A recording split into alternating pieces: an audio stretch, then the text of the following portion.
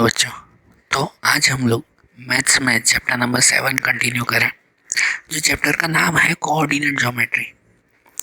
Coordinate geometry में कल हमने कोऑर्डिनेट मीन्स क्या वो समझा था। ग्राफ में एक्स और वाई पॉइंट जहाँ ज्वाइंट होते हैं वो जनरली कोऑर्डिनेट्स कहलाते हैं ना, ये समझा था। और कोऑर्डिनेट में ग्राफ वाइज डिस्टेंस कैसे फाइंड करते हैं वो डिस्टेंस फार्मूला हमने देखी थी। हम लोग एक्सरसाइज 7.1 देख रहे थे, जिसमें डिस्टेंस फार्मूला के थ्रू हम लोग सम्स फाइंड कर रहे थे। याद है ना डिस्टेंस फार्मूला कैसे ढूंढ रहे थे हम लोग, जिसके पहले 3 क्वेश्चन हमने किए थे सॉल्व। आज हम लोग 7.1 ही कंटिन्यू करें और क्वेश्चन नंबर 4 से शुरुआत करें। क्वेश्चन नंबर 4 से अब कंटिन्यू करें। देखो डिस्टेंस फार्मूला ही है, अभी कोई नई फार्मूला हम लोग नहीं यूज़ कर रहे हैं, फार्मूला वही है, तो समझना कैसे करना है। तो जैसे कि क्वेश्चन नंबर 4 में है, check whether 5 - 2 6 4 7 - 2 are the vertices of an isosceles triangle. हमें क्या चेक करना है कि ये 3 पॉइंट हैं, are the vertices of an isosceles triangle. ये आइसोस्केलस ट्राइंगल के वर्टाइसेस हैं, वो चेक करना है। आइसोस्केलस मतलब कौन सा ट्राइंगल कहलाता है?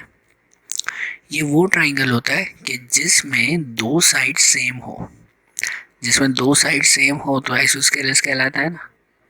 इसका मतलब क्या पता है कि सपोज कि एक ट्राइंगल है, एक ऐसा ट्राइंगल जो ग्राफ में बना हुआ है, ग्राफ के बीच में। तो ट्राइंगल में ये 3 पॉइंट हुआ ना, समझो ये पॉइंट ए, ये हुआ आपका पॉइंट बी और ये हुआ point C. A B C 3 point है, जिसमें ए की वैल्यू ये दी गई है। ए की वैल्यू कौन सी हुई? 5 एंड -2। लिखे ना, let point A B 5 and -2। B, तो बी की वैल्यू ये है 6 एंड 4, मतलब उसको लिख सकते हैं कि पॉइंट बी बी 6 एंड 4। और सी की वैल्यू कौन सी हुई? 7 एंड -2, तीसरी वैल्यू कि ये 7 और -2, पॉइंट सी को सपोज करें 7 एंड -2। तो ये तीनों मिले। अब चेक करना है कि ये ट्राइंगल आइसोस्केलस है या नहीं है। तो उसके लिए क्या करना होगा पता है? कि हमें इन तीनों का डिस्टेंस ढूंढना होगा। क्या फाइंड करना होगा? तीनों साइड का डिस्टेंस। पहले ए बी का डिस्टेंस ढूंढेंगे, फिर बी सी का डिस्टेंस ढूंढेंगे और फिर ए सी का डिस्टेंस ढूंढेंगे। अगर इन तीन में से कोई दो डिस्टेंस सेम आए ना, तीनों नहीं आने चाहिए, अगर तीनों सेम आ गए ना तो वो इक्विलेटरल ट्राइंगल हो गया। तीनों ही सेम आ जाए तो इक्विलेटरल हो गया, आइसोस्केलस नहीं हुआ। लेकिन अगर इन तीन में से कोई दो के डिस्टेंस सेम आ गए तो मतलब वो आइसोस्केलस ट्राइंगल है। हमें चेक करना है, प्रूव करना है, तो ऐसे ही करेंगे ना चेक हम लोग। तो तीनों का डिस्टेंस ढूंढना है। तो देखो जो पॉइंट ए है उसमें ये 2 नंबर है, तो उसमें पहले को x1 और दूसरे को y1 कह सकते हैं ना, कि x1 पे ये 5 पहला और y1 पे ये -2। फिर जो दूसरा है ना बी पे 6 एंड 4, उसको हम लोग x2 और y2 कह सकते हैं कि x2 पे 6 y2 पे 4। और जो तीसरा नंबर है ना सी पे 7 और -2, उसे x3 और y3 कहेंगे कि x3 पे 7 और y3 पे -2। ये हो गया ना। अब डिस्टेंस ढूंढे। अब ध्यान रखो, जब डिस्टेंस ढूंढोगे तो पहले ए बी का डिस्टेंस ढूंढोगे ना, तो उसमें x1 y1 और x2 y2 का यूज़ करोगे। फिर जब बी सी का डिस्टेंस ढूंढोगे ना, तो बी सी के लिए x2 y2 और x3 y3 का यूज़ करोगे। इसका यूज़ नहीं, x1 का नहीं, बी सी में ये दोनों यूज़ होंगे ना। वैल्यू सही रखना, मैंने कल भी बोला था, सम सिंपल है, आपके वैल्यू सही रखनी है। फिर जब ए सी फाइंड करोगे ना, तो ए और सी की वैल्यू मतलब x1 y1 और x3 y3 रखना है, x2 वाला नहीं। ठीक है, तो ऐसे 3 बार डिस्टेंस ढूंढो। जैसे कि सबसे पहले ए बी, तो फार्मूला लिखते हैं A B square equal to x1 - x2 square plus y1 - y2 square. ये फार्मूला ना ए बी स्क्वायर। तो जहाँ ए बी स्क्वायर में देखो x1 और x2, ए और बी ही लेना है, तो मतलब x1 और x2 और यहाँ पे y1 और y2। तो x1 पे लिखा आपने 5, x2 पे ये वैल्यू 6, फिर y1 पे लिखा ये वैल्यू -2 और y2 पे ये 4 -4, उसका होल स्क्वायर। फिर इसका सॉल्यूशन याद है ना, पहले इस ब्रैकेट का प्लस माइनस, फिर उनका स्क्वायर करो। तो और आखिरी जो आंसर मिले उसका स्क्वायर रूट। जैसे यहाँ 37 का स्क्वायर रूट रूट 37, उसका स्क्वायर रूट नहीं आता है, तो ए बी की ये वैल्यू मिली, उसे नंबर 1 कह दें। ये फर्स्ट इक्वेशन हुई। अब ए बी के बाद दूसरा क्या ढूंढोगे, बी सी, फिर तीसरा क्या ढूंढोगे, ए सी। तो वो हम लोग ढूंढे। देखो नेक्स्ट में कि अब बी सी फाइंड करें कि बी सी स्क्वायर, उसके लिए बी सी में ना x2 और x3 लिखेंगे। बी सी के लिए लिख रहे हैं तो x2 minus x3 whole square plus y2 minus y3 whole square. तो x2 की वैल्यू 6, x3 की वैल्यू 7, y2 की वैल्यू 4, y3 की वैल्यू -2, उसका होल स्क्वायर। ये वैल्यू मिली ना। और इसका सॉल्यूशन आप सीधे करना, मैंने साइड में लिखा है ये सॉल्यूशन। तो इसका सॉल्यूशन, इसका भी आंसर मिला सिर्फ √37। इसे सेकंड नंबर का है। BC की भी ये वैल्यू मिली इसके सॉल्यूशन में। और फिर तीसरा AC स्क्वायर। अब A और C में x1 और x3 लिखेंगे। AC स्क्वायर के लिए x1 एंड x3 उसका square and y1 minus y3 उसका स्क्वायर। तो x1 की वैल्यू 5, x3 की वैल्यू 7, y1 की वैल्यू -2 और y3 की वैल्यू -2, तो बीच में माइनस और फिर y3 की वैल्यू ब्रैकेट में -2 उसका स्क्वायर। तो यहाँ पे भी इनका सॉल्यूशन होगा ना, ध्यान आ रहा है ना, ये सीधा सॉल्यूशन करते हैं। जैसे 5 - 7 -2 का स्क्वायर, इसमें ब्रैकेट हट जाएगा तो ये पहला -2 और पीछे माइनस माइनस +2 का स्क्वायर। तो ये पहला हो जाएगा -2 का स्क्वायर और यहाँ पे -2 और +2 0 का स्क्वायर। तो -2 का स्क्वायर 4 और 0 का स्क्वायर 0। 4 + 0 4 और उसका स्क्वायर रूट, आखिरी में AC स्क्वायर का AC उसका स्क्वायर रूट 2 हुआ। तीसरा आंसर ये मिला 2। इसका मतलब ये देखो कि हम जो 3 आंसर ढूंढ रहे थे ना, जिसमें आगे AB का आंसर मिला था √37, BC का आंसर भी मिला √37 और इसका आंसर मिला 2। इसका मतलब दो वैल्यू सेम है, तीसरा सेम नहीं है। नीचे लिखेंगे ना, according to equation 1 2 3 AB = BC and not equal to AC। वो दोनों इक्वल हैं लेकिन ये इक्वल नहीं है।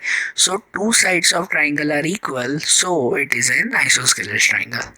दो साइड सेम है मतलब ये सही है, ये आइसोस्केलेस ट्राइंगल बना। समझ आया ना, क्लियर हुआ ना कैसे ये। अब देखो ऐसे ही एक्सरसाइज का नेक्स्ट क्वेश्चन, क्वेश्चन नंबर 5 देखें। तो क्वेश्चन 5 में ऐसे पूछा हुआ है कि in a classroom 4 friends are seated at a point A B C D as shown in a figure 7.8।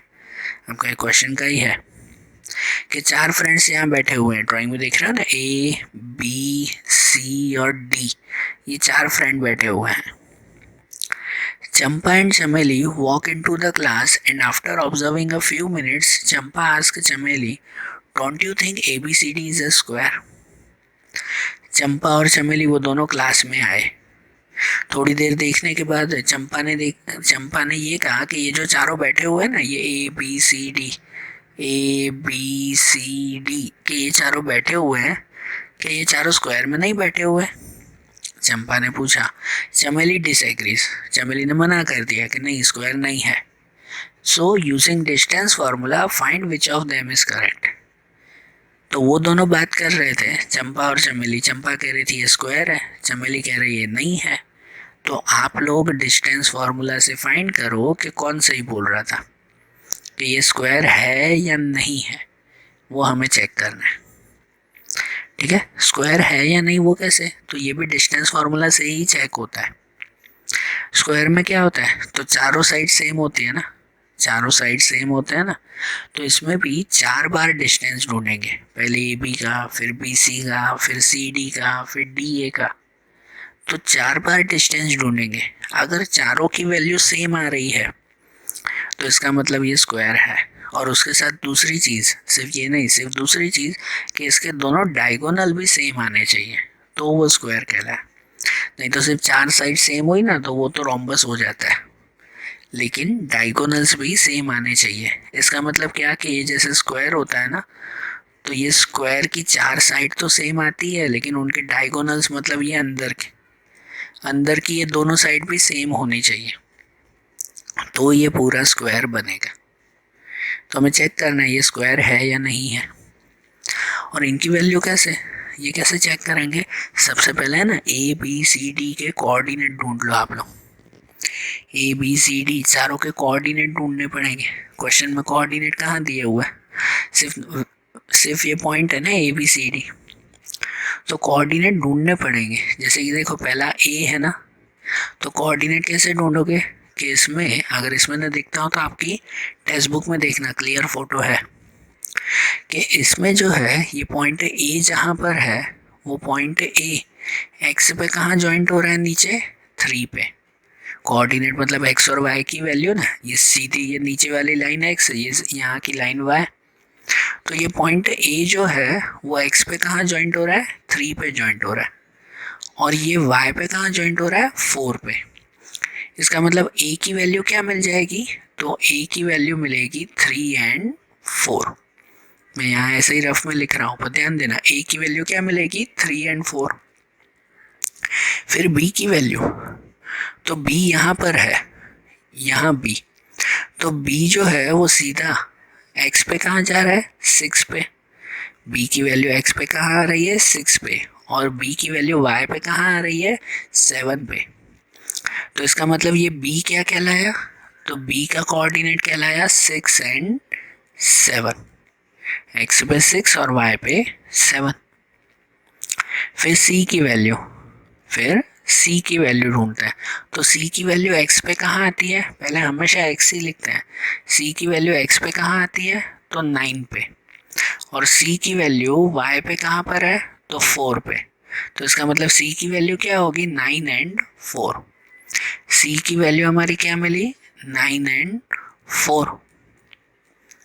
और अब डी की वैल्यू, तो डी की वैल्यू अगर आप ढूंढो तो डी की वैल्यू एक्स पे कहाँ आती है? 6 पे। और वाई पे कहाँ है डी की वैल्यू? 1 पे।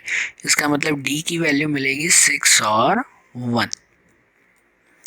ठीक है, ये मैंने जस्ट रफ में लिखे तो पता चला ना ए बी सी डी की वैल्यू चारों कौन सी हुई। हमें चेक करना है कि A B C D square है या नहीं है। तो देखो यहाँ पर ए बी सी डी की वैल्यू हम लोग जो पहले लिख दें, coordinates of quadrilateral point A B C D are this 3 4 6 7 9 4 and 6 1 respectively.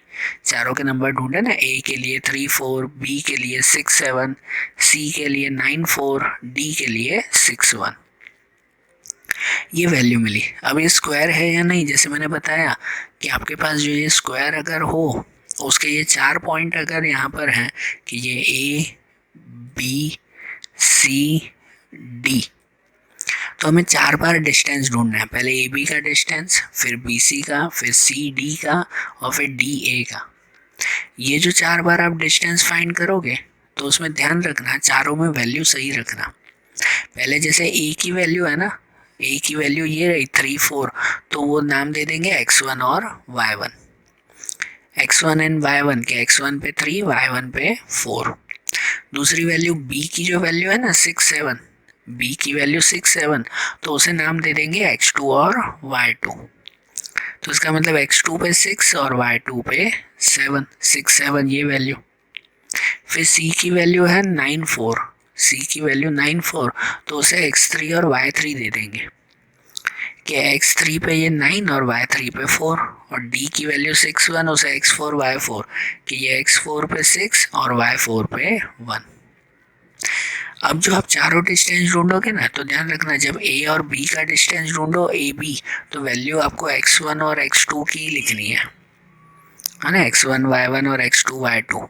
जब b c की वैल्यू ढूंढो ना, लॉजिकली समझना, जब b और c की वैल्यू ढूंढो इसका डिस्टेंस, तो आपको x2 x3 लिखना है और y2 y3 लिखना है। जब सी डी ढूंढोगे तो उसके लिए आपको सी डी में कौन सी वैल्यू होगी? x3 y3 और x4 y4। और जब ए डी ढूंढोगे तो ए डी के लिए x1 y1 और x4 y4। ए और डी, ए के लिए ये x1 y1 और डी के लिए x4 y4। तो फॉर्मूला में ये लिखना। और फिर जब डायगोनल्स ढूंढोगे, डायगोनल्स में पहले ए सी ढूंढोगे, तो डायगोनल जब ए सी फाइंड करोगे तो ए के लिए x1 y1 और सी के लिए x3 y3 वो वैल्यू लिखोगे। फिर जब बी डी डायगोनल ढूंढोगे तो बी के लिए x2 y2 और डी के लिए x4 y4। फिर से आपको समझा रहा हूँ बेटा, ये चीज़ ध्यान रखना, डिस्टेंस ढूंढते वक्त सिर्फ वैल्यू सही रखना। वैल्यू सही रखी ना तो सॉल्यूशन खुद ब खुद होगा, खुद ब खुद सही आ जाएगा। तो हमें क्या प्रूव करना है कि चारों साइड सेम आनी चाहिए पहले, चारों आंसर, और ये दोनों डायगोनल के आंसर सेम आने चाहिए। तो अब आप ट्राई करना, यहाँ सॉल्यूशन तो है ही। आप लोग ढूंढना सबसे पहले ए बी स्क्वायर का आंसर। तो A B square, A B का डिस्टेंस, तो उसके लिए फॉर्मूला में x1 x2 और y1 y2, उसका सॉल्यूशन करें। अब तो वैल्यू यहाँ ऊपर से लिखना आ गया ना, कैसे लिखते हैं वो समझ में आ गया ना। तो इसका सॉल्यूशन अगर करें तो इसका सॉल्यूशन मिलेगा हमें 3√2। आखिरी में √18 आया तो 18 का रूट क्या निकालते हैं, 3√2 ना। 18 जो होता है ना तो उसका रूट हम लोग लिख देते हैं 9 2 ज़ा। 18 का रूट क्या आता है, 9 2 ज़ा, जिसमें 9 का स्क्वायर रूट 3 और 2 का रूट 2 ही रहेगा, 3√2 ए बी का आंसर। फिर बी सी जब ढूंढोगे तो बी सी के लिए वैल्यू लिखोगे x2 x3 और y2 माइनस y3 उसका स्क्वायर। फॉर्मूला वही एक ही, डिस्टेंस की फार्मूला। तो इसकी वैल्यू जब लिखोगे, इसकी सब वैल्यू लिखो, तो इसका आंसर भी मिला 3√2, इसे नंबर 2 कह दे, है ना। ए बी का आंसर भी वही मिला, बी सी का आंसर भी वही मिला। हमें चेक करना है चारों का आंसर सेम होना चाहिए। ए बी बी सी हो गया। अब तीसरा ढूंढेंगे, तो तीसरा मिला हमें सी डी यहाँ, ठीक है ना। फिर सी डी का आंसर, मैंने चारों साथ में ही किए, ध्यान रखना। पहले फिर सी डी का आंसर, तो सी डी का आंसर में लिखेंगे x3 x4 and y3 y4। उसका आंसर भी ढूंढा तो उसका आंसर भी मिला √18 मतलब 3√2। और फिर आखिरी में डी ए स्क्वायर, तो डी ए स्क्वायर में x4 minus x1 and y4 minus y1। अब आगे पीछे लिख सकते हो, भले यहाँ ए डी लिखो तो x1 माइनस x4 और y1 माइनस y4 लिखो तो भी करेक्ट। इनकी वैल्यू भी जब आप ऊपर से लिखोगे, क्वेश्चन में से लिखोगे, तो इसका आंसर भी मिला 3√2। मतलब जो हम बना रहे थे ना यहाँ स्क्वायर, तो स्क्वायर में जो आपने नाम दिया था यहाँ पर ए बी सी डी, बराबर, ये बार बार स्क्वायर नहीं बनाना, मैं तो समझाने के लिए बना रहा हूँ। आप एक ही बार ड्राइंग के लिए सिर्फ स्क्वायर बनाना। तो जैसे ये ए बी सी डी हमने ढूंढा, तो चारों साइड ढूंढ लिए, A B B C D और डी है। चारों साइड की वैल्यू 3√2 आई, मतलब ये चारों साइड तो सेम है। अब चेक करना डायगोनल भी सेम होने चाहिए, तो अब डायगोनल के लिए पहले ए सी ढूंढेंगे।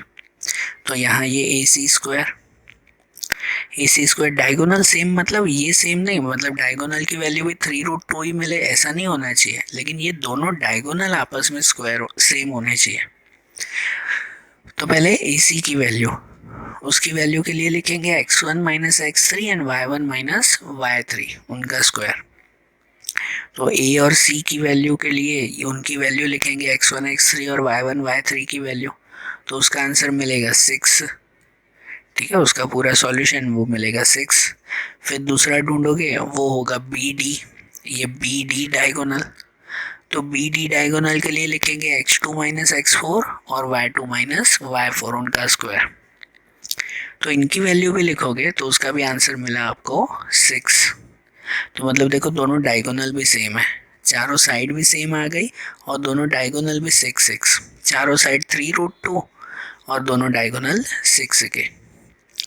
तो ये अगर सेम आ गया ना, तो मतलब अब हम लोग फाइनल आंसर में लिख सकते हैं कि जो क्वेश्चन था हमारा उसी के हिसाब से कि अकॉर्डिंग टू इक्वेशन 1 2 3 4 5 6, 6 बार डिस्टेंस की फार्मूला लगाई ना, तो हम लोग कह सकते हैं क्वाड्रिलेटरल हैविंग साइड्स ये A B B C D and D A are equal, ये चारों इक्वल है, and diagonals A C and B D, ये डायगोनल्स ए सी और बी डी वो दोनों भी इक्वल हैं। So A B C D is a square. तो वो जो चारों बैठे थे ना वो सच में स्क्वायर है, मीन्स चंपा इज करेक्ट। चंपा और चमेली बात कर रहे थे ना, चंपा कह रही थी ये स्क्वायर है, चमेली कह रही थी नहीं है, तो इसका मतलब चंपा इज करेक्ट कि हाँ ये स्क्वायर है। समझ आई बात? आपका ये क्वेश्चन है ना मेन पूछे जाता है जिसमें देखो एक ही क्वेश्चन में आपको 6 बार डिस्टेंस की फार्मूला लगानी है तो सिंपल ही फार्मूला ना, बस सम थोड़ा लंबा होगा, 6 बार आपको फार्मूला यूज करनी होगी। देखो उसके बाद वाला क्वेश्चन भी, ये भी वैसा ही है, ये भी हमें वैसे ही करना है। क्वेश्चन नंबर 6 इसमें दिया हुआ है, name the type of quadrilateral formed if any by the following points and give reason for your answer. कि आपको पॉइंट्स दिए होंगे, उसमें चेक करना है कि वो कौन सा क्वाड्रिलेटरल बन रहा है। अगर बन रहा है तो कौन सा क्वाड्रिलेटरल बन रहा है, स्क्वायर बन रहा है, रेक्टेंगल है, पैरेललोग्राम है, रोम्बस है, कौन सा क्वाड्रिलेटरल बन रहा है वो हमें चेक करके बताना है। इसका मतलब इसमें भी हमें वैसे ही 6 बार डिस्टेंस की फार्मूला लगानी है। देखो जैसे कि इस क्वेश्चन 6 में पहला दिया हुआ है, यहाँ पर 4 वैल्यू है आपकी, -1, -2, 1, 0, -1, 2 एंड -3, 0। तो ये 4 वैल्यू मतलब कि वैसे ये क्वाड्रिलेटरल की ही 4 वैल्यू है, वही सेम वही आपके लिए जो है वो पहले A, B, C और D ये चारों वैल्यू दी गई है, बराबर। इसमें पहला नंबर को A कह दें, A को ये मान ले -1, -2, उसे x1 और y1 कह दें। दूसरे नंबर B को माने ये 1 और 0, ये B की वैल्यू, उसे x2 y2 कहें। फिर C की वैल्यू -1 एंड 2, उसे x3 y3 कहें। और D की वैल्यू -3 एंड 0, उसे x4 y4 कहें। हमें चेक करना है ये क्या है, स्क्वायर है या नहीं है। देखो हमने जैसे आगे समझा कि चारों साइड अगर सेम आ जाती हो और अगर डायगोनल भी सेम आ जाते हो तो मतलब ये स्क्वायर है। ढूंढनी वो 6 चीज़ें ही हैं, चारों साइड सेम और डायगोनल भी सेम, तो मतलब वो स्क्वायर है। लेकिन सिर्फ चारों साइड सेम आती हो और डायगोनल सेम नहीं आते हो तो वो रोम्बस। ध्यान से सुनना और नोट भी कर लेना एग्जाम में अगर क्वेश्चन बदल के पूछे तो, कि अगर सिर्फ चारों साइड सेम आती हो लेकिन डायगोनल सेम न हो, डायगोनल अलग अलग आते हो, तो मतलब वो रोम्बस है जिसके सिर्फ चारों साइड सेम है। अगर समझो दो साइड सेम आती हो ना, दो साइड सेम और डायगोनल सेम न हो तो वो पैरेललोग्राम। दो साइड सेम हो तो वो क्या कहलाती है, पैरेललोग्राम कहलाता है। और दो साइड सेम और डायगोनल भी सेम आता हो ना तो वो रेक्टेंगल कहलाया। ठीक है, समझ आ रही है ना बात। तो हमें अब इसमें भी ये 6 बार ढूंढना है, वे ढूंढे हुए हैं, मैं डायरेक्टली बता रहा हूँ आपको। अब समझ में तो आ गया ना कैसे वो 6 डिस्टेंस ढूंढने हैं। पहले ए बी का डिस्टेंस, उसमें x1 x2, फिर बी सी का डिस्टेंस, उसमें x2 और x3, फिर सी डी का डिस्टेंस, उसमें x3 और x4, फिर डी ए का डिस्टेंस, उसमें x4 और x1। फिर डायगोनल, पहले ए सी डायगोनल, तो ए सी के लिए x1 और x3, फिर बी डी डायगोनल, उसके लिए x2 और x4। ओके, तो ये 6 डिस्टेंस आपको पहले फाइंड करने हैं। देखो इसमें जैसे पहले ए बी फाइंड किया, पहले ए बी स्क्वायर, ये पहला डिस्टेंस। ठीक, अब इसमें एक बार चेक कर लेना। सो फॉर्मूला वही, वैल्यू भी वही रखनी है जो क्वेश्चन में दी गई है, सिर्फ फॉर्मूला वाइज रखना है हमें। पहले ए बी स्क्वायर, तो ए बी स्क्वायर में x1 x2 and y1 y2, उसकी वैल्यू मिली आपको 2√2। √8 मिला तो √8 का आंसर 2√2 होता है ना। √8 का आंसर क्या होता है कि √8 को हम लोग लिखते हैं 4 × 2, जिसमें से 4 का √2 और 2 अंदर रूट में ही रहेगा। ऐसे ही फिर बी सी फाइंड किया, तो बी सी की वैल्यू भी वही, बी सी अगर आपने फाइंड किया है तो उसकी वैल्यू भी वैसे ही x2 x3 और y2 y3, उसका आंसर भी मिला 2√2, ये सेकेंड आंसर। बी सी ढूंढ लिया तो अब ऐसे ही सी डी फाइंड करेंगे, वैसे ही सी डी फाइंड करेंगे कि सी डी अगर देखें तो उसमें x3 x4 और y3 y4 लिखेंगे, उन सब की वैल्यू रखो तो सी डी का आंसर भी मिला 2√2। और फिर चौथा डी ए ढूंढेंगे, डी ए स्क्वायर, तो डी ए स्क्वायर में भी x4 x1 और y4 y1, उनकी वैल्यूज़ रखें, तो उनकी वैल्यूज़ रखी तो उसका आंसर मिला 2√2। देखो चारों का आंसर सेम मिल गया, मिला कि नहीं? सबका आंसर 2√2 मिला, A B B C C D और डी है चारों का। अब डायगोनल्स ढूंढे, ये चार मिल गए तो अब डायगोनल्स फाइंड करें कि जैसे स्क्वायर में आता है या कोई भी क्वाड्रिलेटरल में जैसे हुआ कि ये 4 पॉइंट तो हो गए, ए बी सी और डी, जिसमें ये चारों वैल्यू तो सेम आ गई। अब ढूंढेंगे पहले ए सी, तो ए सी की वैल्यू ए सी में लिखेंगे x1 x3 और y1 y3, तो उनकी वैल्यू मिली ए सी की 4, 16 का रूट 4।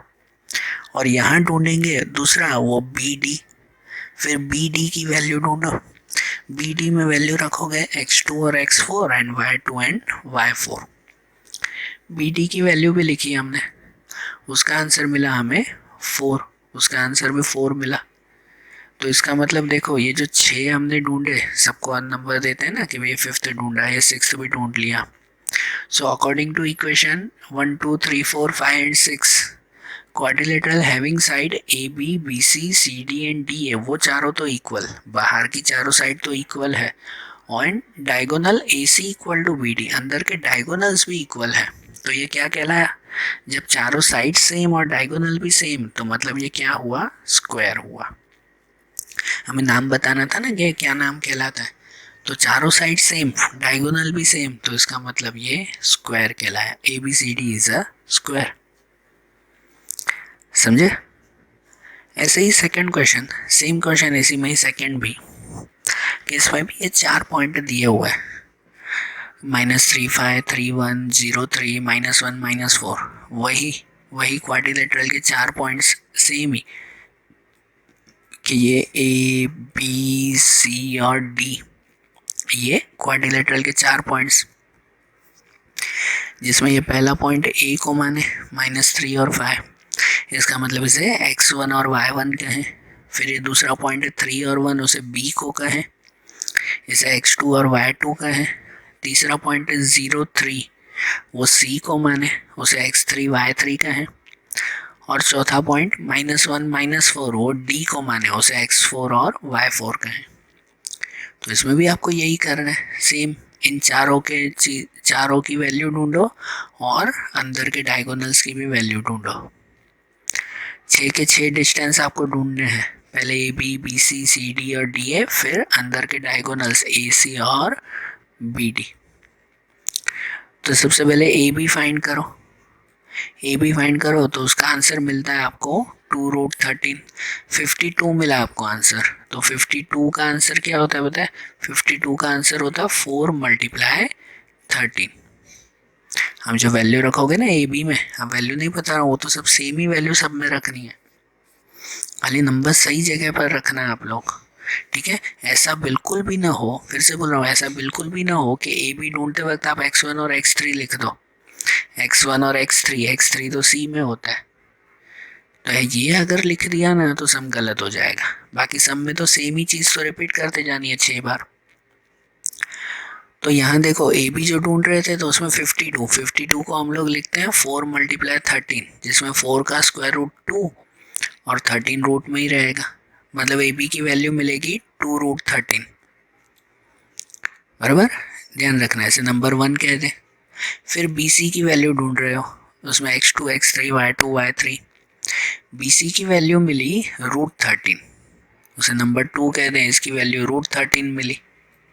बी सी के बाद तीसरा ढूंढोगे वो सी डी, फिर सी डी फाइंड करोगे, तो सी डी की वैल्यू आपको मिलेगी, उसमें x3 x4 और y3 y4 लिखोगे, सी डी की वैल्यू मिलेगी आपको 5√2, ठीक है ना? 50 आंसर मिला, तो 50 को हम लोग लिख देते हैं उसको 25 2 50 को फैक्टर करते हैं 25 × 2, जिसमें 25 का स्क्वायर रूट 5 और 2 का रूट 2 ही होगा, तो इसकी वैल्यू 5√2 मिली।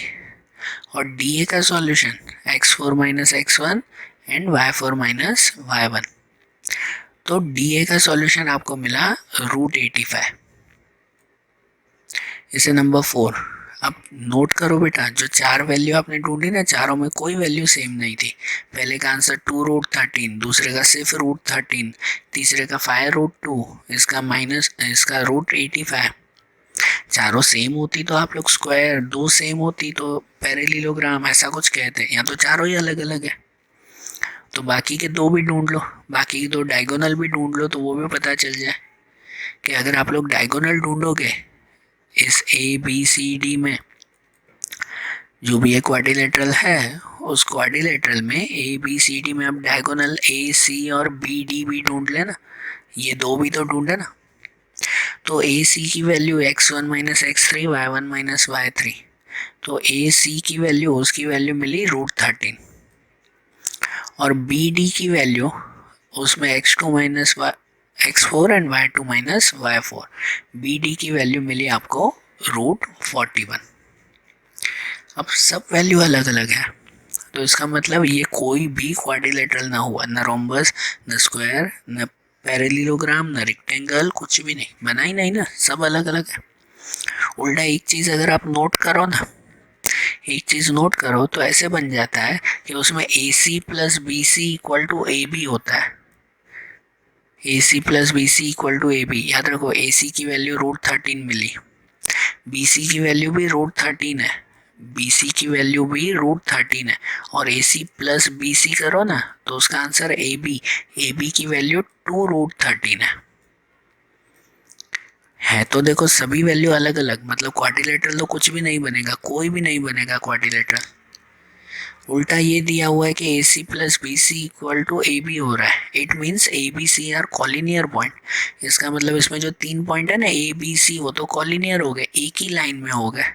तो जब 3 पॉइंट एक ही लाइन में हो जाते हो तो वो कोई क्वाड्रिलेटरल बना ही नहीं ना, means quadrilateral A B C D is not possible, इसमें पॉसिबल नहीं है। समझे बात को? ये भी तो सिचुएशन हो सकती है ना, सभी अलग अलग आ गया, मतलब क्वाड्रिलेटरल पॉसिबल नहीं है। अब ऐसे ही इसका थर्ड क्वेश्चन, उसमें भी सेम ही करना फिर से। 4 5 7 6 4 3 और 1 2 दिया हुआ है, वही चार चीज़ें जो है वो ये दी गई है आपको, ए बी सी डी। अब आप लोग जो है वो डायरेक्टली इसे ट्राई करना, वही ए की वैल्यू ये 4 5 x1 और y1 के लिए, बी की वैल्यू 7 6 x2 y2 में, सी की वैल्यू 4 3 x3 y3 के लिए, और डी की वैल्यू 1 2 x1 x4 और y4 के लिए। इसमें भी चारों चीज़ें आप ढूंढोगे, तो सबसे पहले ए बी के लिए x1 x2 y1 y2 उसकी वैल्यू रखो, तो उसका आंसर मिला आपको √10। फिर दूसरा ढूंढोगे वो होगा बी सी के लिए वैल्यू x2 x3 और y2 y3, तो उसकी वैल्यू ढूंढोगे तो उसका आंसर मिला √18 का आंसर 3√2, बराबर ना, 3√2 बी सी की वैल्यू। फिर तीसरा ढूंढोगे वो सी डी की वैल्यू मिलेगी, उसमें x3 x4 और y3 y4 की वैल्यू सेम रखो तो उसकी वैल्यू मिलेगी √10। और डी ए की वैल्यू मिलेगी, उसमें x4 x1 और y4 y1 रखो तो डी ए की वैल्यू मिलेगी 3√2। देखो इन चार में से ना दो दो की वैल्यू सेम थी, दो की वैल्यू √10 मिली, दो की वैल्यू 3√2 मिली, मतलब ये पैरेललोग्राम हो सकता है, दो दो वैल्यू सेम है तो। और डायगोनल्स भी ढूंढ ले, बीच के डायगोनल्स भी ढूंढ ले कि आपने जो ये चार चीज़ें ढूंढी, बराबर, जो चार चीज़ें आपने ढूंढी उसमें ए बी सी डी, इन चार में दो दो वैल्यू सेम आई तो पैरेललोग्राम। अब डायगोनल ढूंढो ए सी, कि ए सी की वैल्यू x1 x3 और y1 y3, ए सी का सॉल्यूशन मिला 2। और ढूंढो बी डी, तो बी डी का आंसर, उसका आंसर x2 x4 और y2 y4 रखकर उसकी वैल्यू मिली 2√13, बी डी की वैल्यू 2√13 मिली। डायगोनल से सेम नहीं है, पीछे दो दो वैल्यू सेम थी है ना बाहर की, लेकिन डायगोनल सेम नहीं है, तो ये पैरेललोग्राम हुआ। अगर डायगोनल भी सेम आ जाता ना, जैसे दोनों की वैल्यू 2 2 मिलती है, √13 दोनों सेम मिलते हैं अगर, तो ये रेक्टेंगल हो जाता। डायगोनल भी सेम मिलते हैं तो वो रेक्टेंगल बन जाता। तो यहाँ लिखेंगे कि इस इक्वेशन 1 2 3 4 5 6 ए बी और सी डी इक्वल है, सामने सामने देखो ए बी और सी डी इक्वल है, फिर बी सी और ए डी इक्वल है सामने सामने, इन डायगोनल इक्वल नहीं है, A C is not equal to B D, so ABCD is a parallelogram. तो ये क्या कहलाया? पैरेललोग्राम कहलाया। समझे? बात समझ में आई क्वाड्रिलेटरल वाइज कैसे फाइंड करते हैं? तो आज जैसे ये हमने क्वेश्चंस देखे ना, ऐसे ही इसे डिस्टेंस फार्मूला के दूसरे क्वेश्चंस हम लोग अगले वीडियोस में देखेंगे। Okay, thank you.